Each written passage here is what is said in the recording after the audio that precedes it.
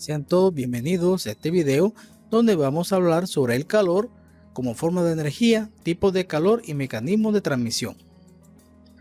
Hay que tener en cuenta que el calor es una energía en tránsito que altera o varía la temperatura de un cuerpo o cambia su estado, ya sea sólido, líquido, gaseoso o plasma, hasta llegar a un equilibrio térmico. Sus unidades comunes son el BTU y la caloría.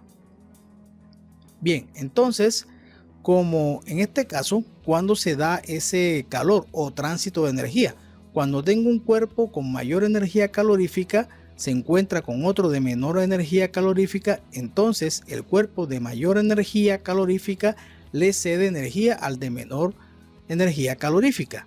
Vemos aquí hasta que sus niveles energéticos se igualen, y eso lo vemos cuando tenemos aquí una igualación de sus temperaturas, como estamos observando. Bien, entonces ahora llegamos al concepto de temperatura. El concepto de temperatura está relacionado como un indicador de la cantidad de energía térmica o calorífica de una sustancia o cuerpo. Se mide con un termómetro y sus unidades comunes son grados Celsius y grados Fahrenheit.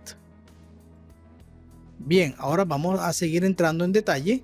Entonces, vamos a tener en cuenta que si un cuerpo pierde calor, entonces su temperatura se reduce, como estamos viendo acá en este ejemplo, aquí, o cambia a un estado de mayor compactación atómica, manteniendo la temperatura en el proceso. O sea que en este caso, si yo quito calor al estado vapor, voy a llegar al estado líquido con el proceso de condensación, y en ese proceso la temperatura permanece constante. También puedo pasar del estado vapor por pérdida de calor a un estado sólido con un proceso que se llama sublimación inversa. También podemos ver este proceso cuando pasamos del líquido a sólido en el proceso de solidificación. Todos estos procesos ocurren acá extrayendo calor a la sustancia. Ahora vamos a tener el caso contrario. Si un cuerpo gana o absorbe calor, entonces vamos a tener los siguientes comportamientos. En este caso va a subir su temperatura manteniendo su estado en el caso de este cubo. Muy bien, agregamos calor y vimos cómo subió la temperatura. También en este caso vamos a tener unas consideraciones con respecto a los cambios de estados. Entonces vamos a partir del estado sólido, y si yo adiciono calor a este estado sólido, se puede presentar que pase a un estado vapor con el proceso llamado sublimación. También puedo pasar al estado líquido con el proceso llamado fusión, y también del estado líquido puedo pasar al estado vapor con el proceso de evaporación. Bien, tengamos en cuenta que en los procesos de cambio de estado la temperatura se mantiene constante durante el proceso. Bien, ahora vamos a hablar de dos conceptos muy importantes, como es el concepto del calor sensible y el calor latente. Para ello vamos a tener esta gráfica donde aquí tenemos temperatura y aquí tenemos tiempo, y vamos a partir de un hielo aquí que está a una temperatura de menos 10 grados Celsius. Correcto. Ahora, si nosotros añadimos calor a ese hielo, vamos a notar que su temperatura va a incrementar y vamos a tener un incremento que va desde los menos 10 hasta los 0 grados Celsius. Correcto, pero va a mantener su estado, en este caso sólido. Por tanto, el calor sensible es aquel calor que altera la temperatura del cuerpo o sustancia sin alterar o cambiar su estado, como estamos viendo acá. Bien, pero ahora aquí al llegar a esta temperatura, que es de 0 grados Celsius, vamos a notar algo muy especial, y es que se van a formar las primeras gotas de líquido. Y vamos a verla aquí, como estamos acá, vamos a entrar en el proceso de fusión, y durante ese proceso vamos a observar que la temperatura se mantiene constante hasta derretir completamente el hielo, y vamos a tener líquido, en este caso a 0 grados Celsius. Ven aquí que aquí partimos de un hielo, estado sólido del agua, a 0 grados. Durante el proceso de fusión se mantiene la temperatura constante hasta tener agua aquí a 0 grados Celsius. Por tanto, vamos al concepto del calor latente, que es aquel que altera el estado del cuerpo o sustancia sin alterar su temperatura, y lo vemos en los cambios de estado. Muy bien, ahora al tener aquí agua a 0 grados Celsius, y si seguimos añadiendo calor a esta agua, vamos a notar lo siguiente, que ahora va a incrementar su temperatura, muy bien, hasta llegar a esta situación que es muy especial, que ocurre a los 100 grados Celsius. Veamos aquí nuevamente que tenemos agua a 0 grados y terminamos con agua a 100 grados. Está en estado líquido, por tanto aquí estamos experimentando un calor sensible porque estamos variando su temperatura pero manteniendo su estado. Bien, ahora vamos a analizar otra situación especial. Cuando llegamos a los 100 grados Celsius vamos a comenzar a ver las primeras burbujas y vamos a entrar en el proceso de evaporación como estamos viendo aquí. Durante este proceso vamos a darnos cuenta que también va a pasar algo muy parecido a lo que vimos en la fusión, que la temperatura se va a mantener constante y vamos a ver cómo el agua en estado líquido va desapareciendo a medida que se transforma totalmente en vapor hasta llegar a este punto cuando tenemos vapor 100%. Bien, a partir de este momento ya estamos en el estado vapor y si seguimos añadiendo temperatura, muy bien, nos vamos a dar cuenta que vamos a incrementar la misma hasta este valor de referencia que es 150 grados Celsius. Por tanto, aquí tenemos un calor sensible, pero vemos que en los cambios de estado, como el caso de la fusión y la evaporación, las temperaturas se mantienen constantes y ese calor se llama calor latente. Bien, ahora vamos a analizar los diferentes métodos de transferencia de calor. En este caso vamos a comenzar por uno de los más comunes, que es el de conducción, y es la transferencia de calor que ocurre por contacto directo entre los materiales, como estamos viendo aquí en este ejemplo. Es uno de los métodos más eficientes para transferencia de calor. Bien, entonces en este caso, si yo tengo un cuerpo que posee unos 100 grados Celsius, para dar este ejemplo, y otro que tiene 10 grados Celsius, cuando estos cuerpos entran en contacto entre sí, vamos a ver qué va a suceder. Se comienza la transferencia de calor y el cuerpo que cede reduce su temperatura y el cuerpo que adquiere aumenta su temperatura hasta obtener un equilibrio térmico, que es cuando ambos tienen la misma temperatura. A partir de este momento ya cesa la transferencia de calor. Bien, es lo que se llama equilibrio térmico. Ahora vamos a hablar del proceso de transferencia de calor por convección, y es la transferencia de calor que ocurre por movimiento de un fluido que está adquiriendo o cediendo calor. Bien, en este caso tenemos dos tipos.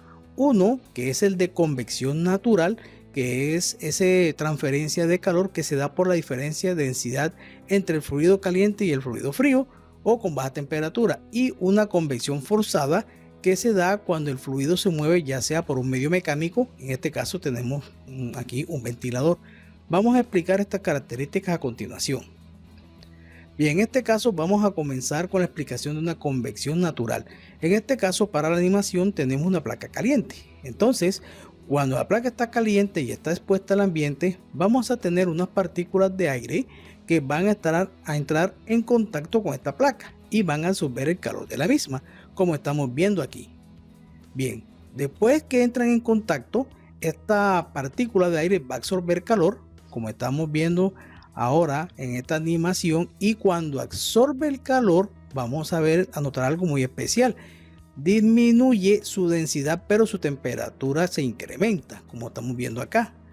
Vean que aquí cambió el color. Entonces en este momento esta partícula de aire incrementó su temperatura, reduce su densidad y por tanto va a ser una ascensión o va a subir, como estamos viendo acá. Bien, a medida que va subiendo, esta partícula de aire comienza a entrar en contacto con otras partículas de aire del ambiente que están con menor temperatura, y esta partícula comienza a ceder calor a esas partículas que están en este ambiente a una menor temperatura. Por tanto, como cede calor, va a reducir su temperatura, y cuando reduce su temperatura incrementa su densidad y vuelve a descender nuevamente, como estamos viendo en esta animación. Vean aquí, cambié el calor y ahora vuelve y cae hasta entrar en contacto nuevamente con la placa, donde comenzamos nuevamente el ciclo. Muy bien, esto es lo que se llama una convección natural. Lo podemos ver aquí, por ejemplo, en el caso de este equipo de nevera, donde tenemos en la parte de afuera de ella lo que se llama parrilla. Esto es un condensador y vemos que el aire que entra o está en contacto con esta parrilla asciende muy bien aquí, absorbiendo el calor, y aire nuevo o con menor temperatura va a tomar el lugar de ese aire que se va yendo, esa columna de aire, y va haciendo así el enfriamiento por convección natural. Bien, ahora vamos a hablar un poco de la convección forzada. En este caso vamos a tener el ejemplo de un ventilador que está bombeando aire hacia esta placa caliente que estamos observando aquí. Aquí hay una condición muy especial. Muy bien. Entonces, lo importante de esta parte es que vamos a tener una mayor intercambio de calor. ¿Por qué? Porque resulta que tengo un mayor flujo de aire, una mayor masa de aire que está en contacto gracias al ventilador con la placa caliente, y vamos a acelerar el proceso de absorción de calor. Entonces vamos a verlo a continuación. Veamos aquí que en este proceso todas las partículas que entran en contacto con la placa van a absorber calor, como estamos viendo esta partícula. Tocó, va a absorber calor como estamos viendo aquí y nuevamente sigue su camino. Muy bien, lo importante de esta situación es que esta partícula no regresa, pero voy a tener otras gracias al movimiento mecánico del ventilador que las van a reemplazar, como estamos viendo aquí en esta animación. Vamos a ver esta animación donde tengo varias. Miren lo que está por aquí. Entran en contacto con la placa, absorben calor y siguen su viaje. Vean que en este momento tengo muchas masas o muchas partículas de aire que están haciendo el trabajo conjuntamente, y mientras más tenga bombeo, más velocidad del aire, voy a tener un mayor flujo de aire que va a acelerar el intercambio de calor entre el aire y la placa, enfriándola de una manera mucho más eficiente, como si estuviese en una convección natural. Esto lo vemos, por ejemplo, en estos condensadores que poseen, este es un condensador, pero ya yo tengo ventiladores, como en este caso. Bien, ahora vamos a hablar del último método de transferencia de calor, que es el de radiación. Es uno de los más comunes. Aquí es muy especial porque el calor se transfiere de la fuente de mayor temperatura a una de menor temperatura por medio de ondas electromagnéticas, y no requiere un medio de transmisión para cumplir con ese objetivo. O sea que no necesito de estar en contacto físico con el elemento o entre los elementos, o la presencia de un fluido, ya sea aire u otro, como estamos viendo acá. Entonces este es el método por el cual el sol, nuestro sol, nos calienta acá al planeta. Bien, veamos este ejemplo. Aquí tengo una placa caliente y una placa más fría. Esta aproximadamente con 100 grados Celsius y esta con unos 10 grados Celsius. Esta placa comienza a emitir ondas electromagnéticas que son recibidas por la placa de menor temperatura.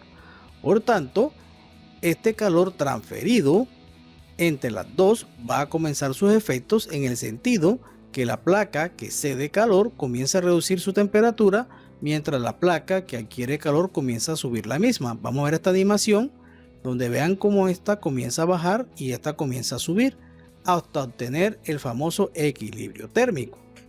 Muy bien. Bien, entonces espero que les haya gustado este video. Es un video corto. No olvidar su like si les gustó el mismo, y recuerden que mi conocimiento y entrenamiento es mi seguridad.